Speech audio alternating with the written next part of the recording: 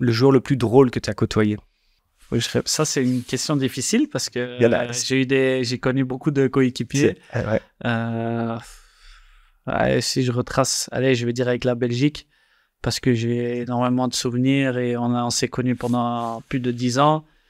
Ouais, Dries Mertens. C'est vrai. Après, lui, je le connais depuis qu'on est tout petit, donc c'est aussi plus facile à. C'est vrai, t'avais même joué au mini-foot avec Ouais, lui. on a joué au mini-foot ensemble, on avait 7 ans, Ouais. on a joué longtemps. Donc. Et c'est quoi son genre? C'est plus dans l'humour truc ou c'est des blagues, des grosses blagues? Ouais, beaucoup de blagues. Ouais. Après, Dries, c'est un bon vivant, donc c'est comme je dis, après, pour moi, c'est plus facile d'en parler parce que je le connais depuis longtemps. Vrai.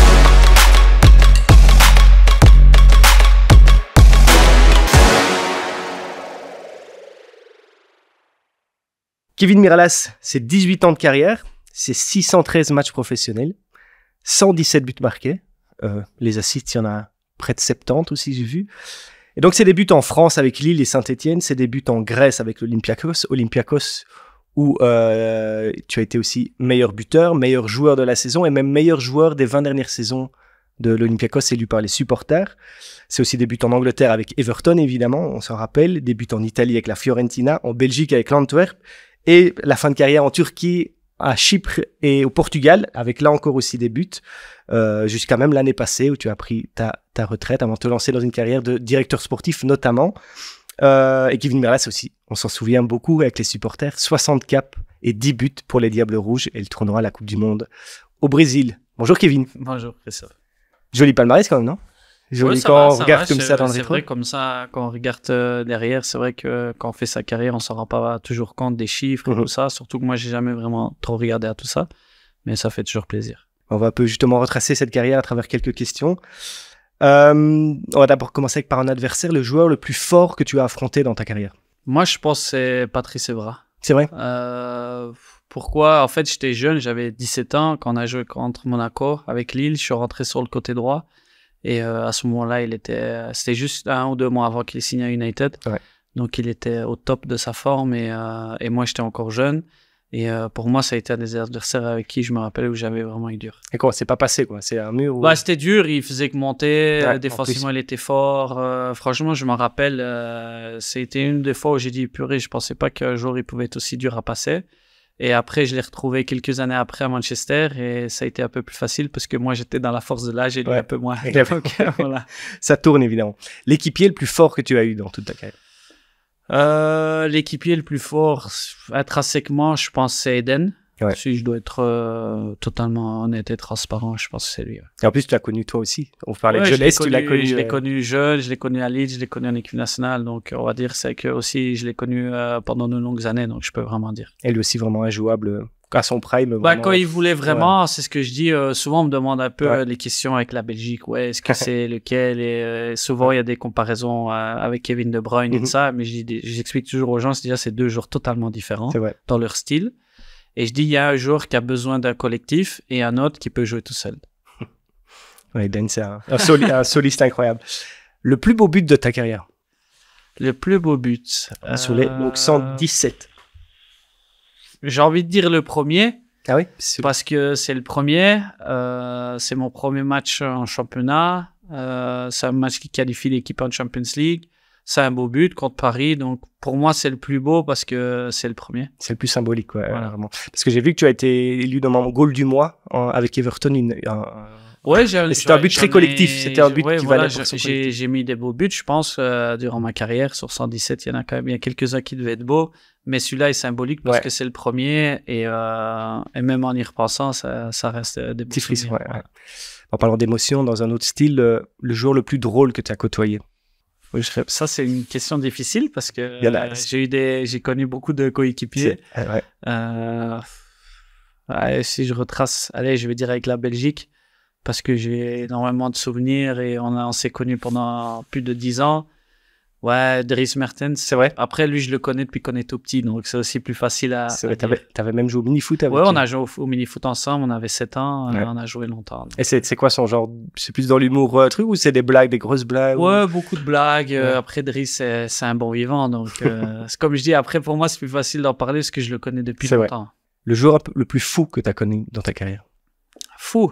Parfois, on sait qu'en Angleterre, il y a des joueurs, des caractères ou Après, des ça un peu dépend étonnants. quand on dit folie, folie sur le terrain ou folie en général. Je suis pas un peu celui qui a saisi ça, vraiment cool. Celui que dur je à veux dire comprendre. le plus fou, si on peut exprimer ça ici, parce que c'est un grand mot, mais celui que j'ai jamais vu ça dans un autre vestiaire, c'est Lamkelze, ouais, ça. C'est juste. J'y pensais même pas, mais effectivement, c'est vrai que c'est. Tu avais dit un jour que tu pourrais écrire un livre rien que sur cette saison à l'Antwerp. Ben, franchement, j'ai tout vécu parce que ça a été l'année du Covid aussi, ma seule année en Belgique, et j'ai connu toute expérience, et ça reste enrichissant, parce que on apprend toujours, même dans les mauvais moments, mais là, j'ai connu des trucs que je pensais pas connaître au niveau. mais voilà. J'espère que tu raconteras ça un jour dans un livre. L'adversaire le plus méchant que tu as eu. Méchant. Celui qui était vraiment là pour faire mal. En Angleterre, il y en avait pas mal. Hein. Ouais. Il y en avait pas mal. Il y avait, comment il s'appelle, un défenseur de Stoke City. Ça situe déjà. Défenseur Stoke déjà, City, déjà. Quand on jouait Stoke City, on savait que ça allait fait mal déjà. Ça allait faire mal. Mais lui, il faisait très, très mal.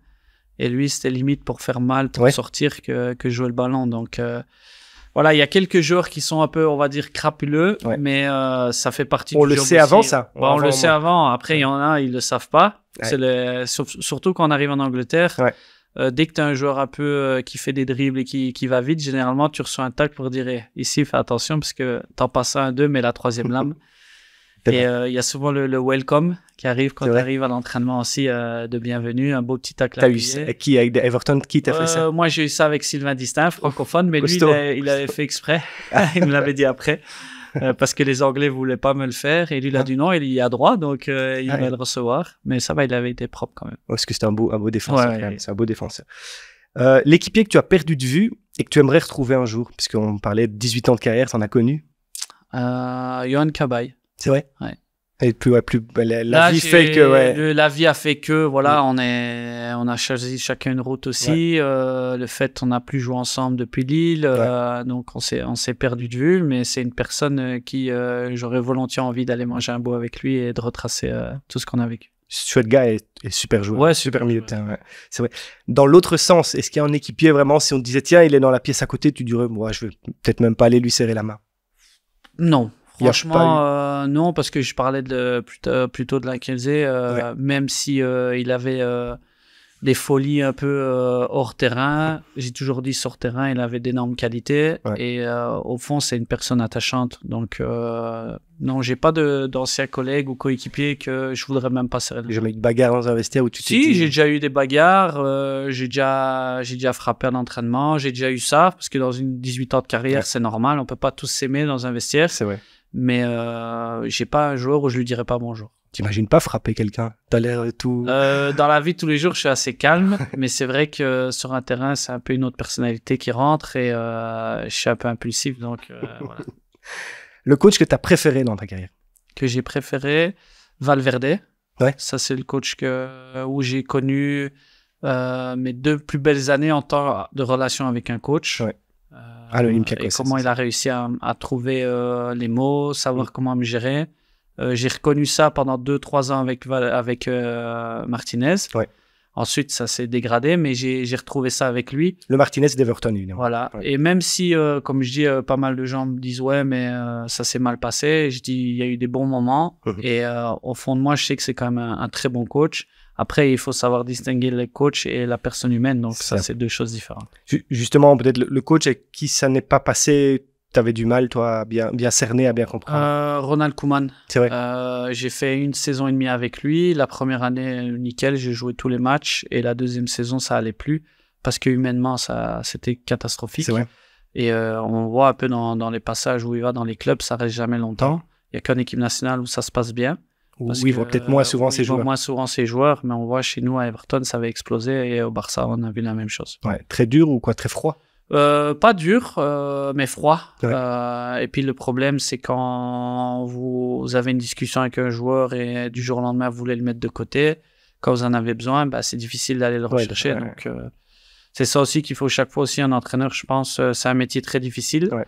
Mais il ne faut jamais perdre de vue qu'un joueur que vous mettez de côté en septembre, vous pouvez en avoir besoin en novembre. Ouais. Et si vous n'avez pas eu un bon dialogue, c'est terminé. C'est vrai, c'est juste. La défaite qui t'a fait le plus mal dans ta carrière?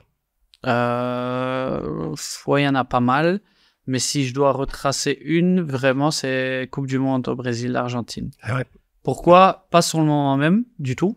Parce que sur le moment même, on était vraiment content de notre parcours, après autant d'années sans Coupe du Monde. Après, sur le recul, parce que quand j'ai vu plusieurs fois le match, je me dis qu'on est passé à quelque chose parce qu'ils étaient prenables. Bien, ouais. Et puis aussi parce que c'est ma dernière Coupe du Monde. Et sans le savoir. Et donc, sans le savoir, à ce moment-là, donc, quand je retrace tout ça, c'est un match qui est difficile. Ça t'a des regrets. Justement, est-ce que tu vas choisir celui-là? Je sais pas. Si on te propose là maintenant de remettre tes crampons et que tu peux rejouer un match, mais avec ta forme de tes 25 ans, tu peux rejouer un match. Ouais, c'est dur ça. C'est dur. Dur d'en trouver. C'est d'en choisir un parce qu'il y en a beaucoup. Je vais dire celui-là. Ouais. Parce que c'est celui-là qui, comme je l'ai dit, sur le long terme a eu beaucoup d'impact. Par rapport à l'équipe nationale, par rapport à moi aussi. Et, donc, ouais, je dirais celui-là. On parlait de Prime, justement, 25 ans. C'est quoi le moment où tu t'es senti le plus fort, vraiment Bah, je vais dire entre mes 23 et 27 ans, c'est là où je me sentis le mieux. Personnellement, moi, c'est le mieux. Mais après, sur mes 3 dernières années, même si j'ai changé de club plusieurs fois, c'est là où j'ai mieux compris mon corps et où je me suis mieux senti et là où j'ai plus profité de chaque entraînement et de chaque moment passé sur le terrain. Ouais, bon, moi, chouette question, mais le match où tu te dis, celle-là, j'ai été nul. Est-ce qu'il y a vraiment un match où tu es sorti, tu te dis, c'est pas possible? J'en ai eu plusieurs. Sur 613 matchs, il faut être honnête, il y en a eu beaucoup. Que tu te dis, si j'avais été journaliste et que je vais me côté, c'était 2 sur 10. Quoi. Ouais, j'ai eu un match à City, je me rappelle, mon père était venu me voir jouer et je joue tout le match, mais on perd 3-1. Et je joue tout le match et tout, et je rentre dans la voiture, et mon père me dit, qu'est-ce qu'il y a? Je dis, ouais, aujourd'hui, j'étais vraiment pas bon. C'est vrai. J'ai vraiment pas été pas bon. J'ai tout raté, il n'y a rien qui allait et tout. Et il me regarde, il me dit, c'est pas le premier, c'est pas le dernier. Ouais. Et quand il m'a dit ça, je me suis dit, ouais, c'est vrai, il y en aura encore, et il y en a déjà eu, et puis, puis voilà, quoi. T'as jamais été fâché sur les codes des journalistes parfois? T'étais pas toujours d'accord? Non, parce que ce que j'essaie toujours de dire à des personnes me posent souvent aussi des questions comme ça avec les journalistes et tout. Je dis, il y a la perception de ce que moi je ressens, de ce que moi j'ai vu et de ce qu'eux ont vu. Ouais. Et c'est vrai qu'on est toujours un peu éloigné parce que eux voient une certaine façon le terrain que nous on le voit pas. Et nous on est pris par rapport à nous individuellement, ce qu'on nous ressent et on voit. Et eux ce qu'ils voient. Donc je dis, il faut accepter. Je dis peut-être par moment ça méritait un 7, pas un 6. Mais au final, comme je dis toujours, j'ai jamais vraiment prêté attention à ça parce que j'ai toujours été honnête envers moi-même de savoir si j'avais fait un bon match ou pas. Et il n'y avait pas besoin d'avoir une bonne cote pour dire si j'avais fait un bon match. Tu le sentais. Et je sais qu'aussi, quand on marque des buts, généralement la cote est plus haute alors que le contenu du match, des fois, n'est pas forcément bon. Mais voilà, c'est comme ça. C'est pas toujours simple, c'est vrai. Encore deux petites dernières questions. On a parlé tout à l'heure un peu de bagarre, mais est-ce que tu as déjà assisté à une engueulade dans un vestiaire où tu t'es dit, ouf, là c'est chaud vraiment fort? Ouais, il y en a eu plusieurs durant ma carrière. J'en ai eu même dans les bons moments à Olympiakos où on était premier et on a été à 2 doigts d'être champion. Mais en fait, on jouait mal depuis déjà un bon moment. Et là, le coach nous a dit notre cas de vérité. Parce qu'on essayait d'aller chercher un record que le club n'avait pas, c'est d'être invaincu sur toute une saison. Et on était proche de le faire, mais on sentait que tout doucement, les efforts commençaient à être moins consentis pendant le match. Et là, il a fermé la porte, le capitaine a pris la parole, mais a eu des mots très durs sur certains joueurs, et moi aussi. Et donc là, moi, j'ai dit ce que je pensais, tout le monde a dit ce qu'il pensait, ça a été chaud pendant 15-20 minutes, limite aux mains, mais après de là, on est sorti, on a fait un entraînement de guerrier, et de là, on a réussi à enchaîner les victoires, mais par moment, il faut savoir se dire des choses, c'est comme dans la vie de tous les jours. C'est juste, c'est vrai. Et alors, est-ce qu'il y a un transfert qui aurait pu se faire, qui ne s'est jamais fait, et qui est peut-être même jamais sorti dans la presse? Il y en a 2 au même moment. C'est ma période à Everton où j'ai 2 offres, c'est Tottenham et Atlético Madrid. Et là, je parle avec Simeone, il m'explique son plan de jeu et tout. Et là, je me rappelle, je dis, l'Espagne, c'est mon rêve, mais est-ce que c'est le club qu'il me faut? Parce que connaissant mes qualités, connaissant le système, est-ce que c'est quelque chose où j'allais pas m'embrouiller avec lui après une semaine ou 2? Donc, il fallait que je réfléchisse à ça. Et Tottenham est arrivé. Je me suis dit, l'Angleterre, c'est vraiment là où je me sens vraiment bien aussi. Peut-être je peux passer un cap. Il est peut-être temps de passer à autre chose. Et finalement, ça ne s'est pas fait. Donc. Et tu es resté à Everton? Et je suis resté à Everton. Mais voilà, c'est dans une carrière, il y a plein de possibilités qui peut arriver. Et ça dépend toujours d'un facteur de chance, un facteur d'un joueur qui se blesse ou qui part pas ou qui part. ça dépend de beaucoup de choses. Avec le recul, tu te serais disputé avec Simeone ou pas, finalement, maintenant que tu le connais? Je pense, oui. Je pense, oui. Merci, Kevin, en tout cas. Avec plaisir.